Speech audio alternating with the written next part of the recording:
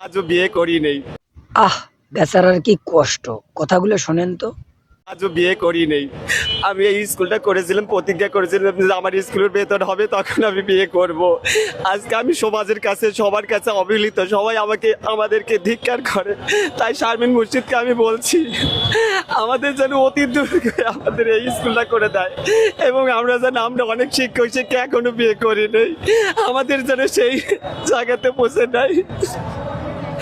আমরা বিয়ে করে কি খাওয়াবো সেই জন্য আমরা এখনো বিয়ে করি নেই। তো শারমিন মুর্শিদের কাছে আমাদের আকুল অনুরোধ, সে যেন আমাদের অতি দ্রুত এমপিও করে দেন।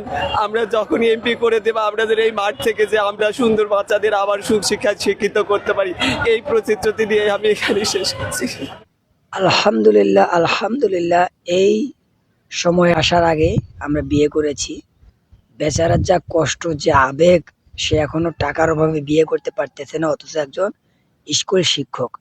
কতটা সত্যতা কেমন আমার বুঝে আসে না। তারা তো স্যালারি কম পায় না। এ ধরনের অভিনয় তাদের জন্য মানায় না।